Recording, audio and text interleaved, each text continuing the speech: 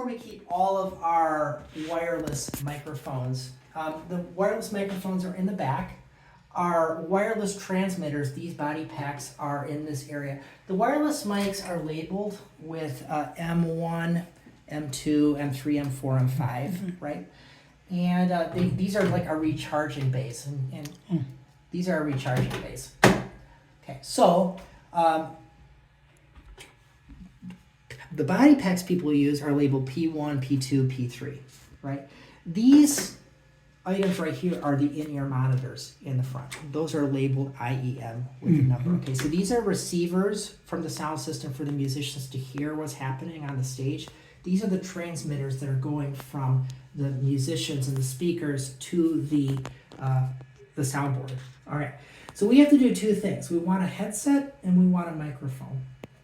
The headset that we use with the body pack P1 is in this, right? So let's take this and unzip it. And you open it up. You see that we have the headset. You just get it out. Okay. And sometimes the wire gets tangled.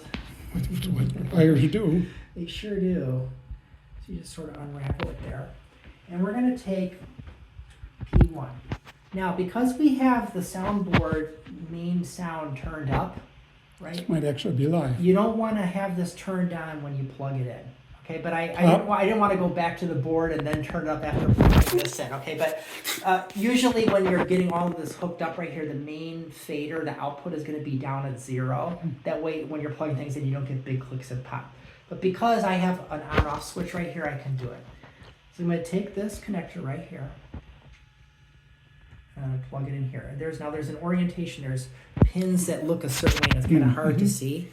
Okay, but it won't let you go the wrong way. Like if you try to stick it in, but all of a sudden right there, it will go in. All right? And now, the next thing that happens is we just turn it on. Okay, and we turn it on. Check, check, check, check. Oh, yeah, it's Here it's working.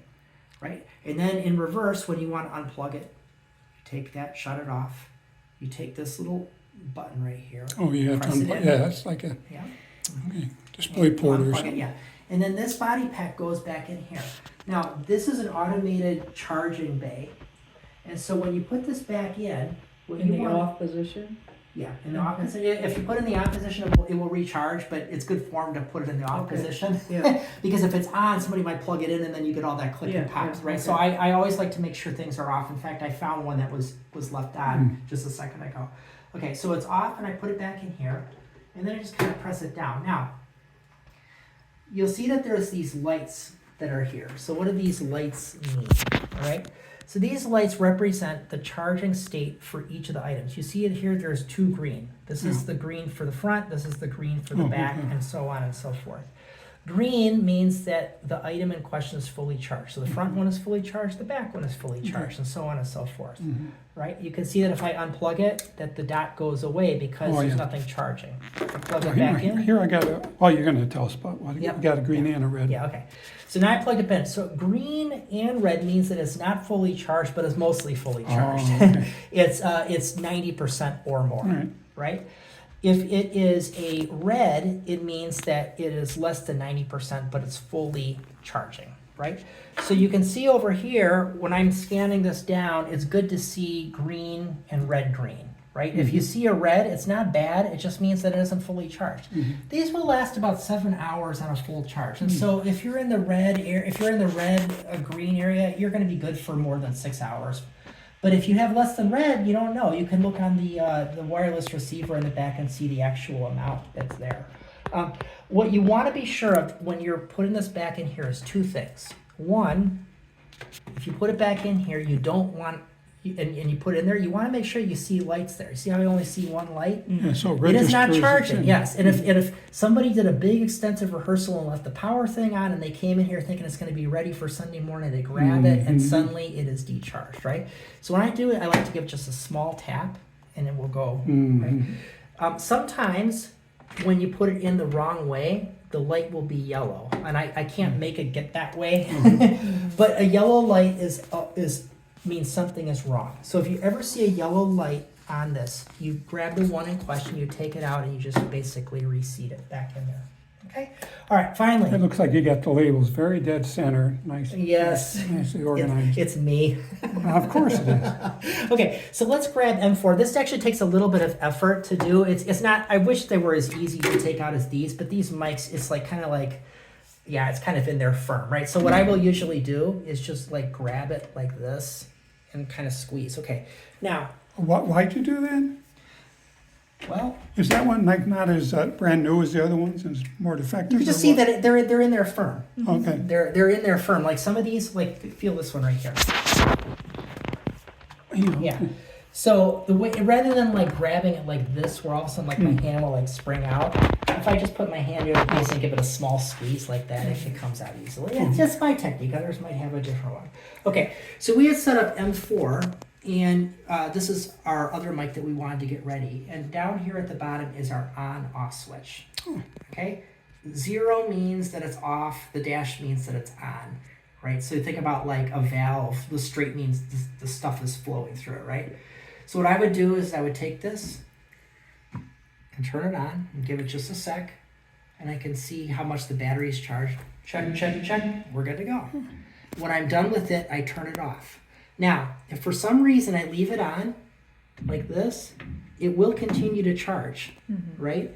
And it'll be ready to go. But it's kind of like, you know, all of a sudden you're talking here, oh, we're live out there. It's not the best way to handle things, yeah, okay?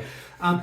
The other thing is that if for some reason I didn't have this in all of the way, you know, it took at that time, I'm trying to make it fail. It was like this, it would decharge. It would decharge? It would, because it's not in there all the way and the power is on. Oh, yeah. So in about 7 hours it would decharge.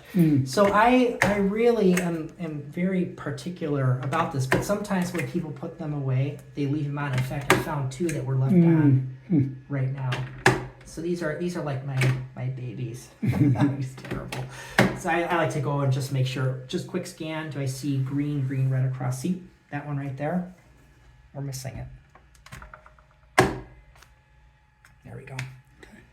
So this one, this front one is not 100%, so Yes, maybe but- the battery's starting to get, It's more than 90%. Green means it's really tapped Okay. tapped off. So if you see like a red, green, even if you just like take them out for a little and then you put them back in there, it will often turn to red, green. So you can see that like it, almost right away it goes into that mode. So okay. This volume control here, potentiometer, oh, that turns, is that how you turn that one on? yeah, And then what does it make loud, your voice or your hearing? your what goes into your in-ear monitor. These are the in-ear monitors up here, and they plug into these. Right. And so yeah, when a you need musician it comes louder? in here, they'll take this and turn it on, and that's their volume level.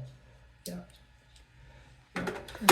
So anyway, And the that's volume level of what they're singing into the, this right here are the in-ear monitors. This is what receives the signal from the soundboard and pipes that signal into their in-ears so that they can hear what they're doing. So this is like turning up your headphones. oh, okay. These right here do not have a volume level on them because you don't want to give your speaker control over the main PA volume. That said, there are ways of adjusting the sensitivity. Like you can do that, but it's not like a knob that you simply turn.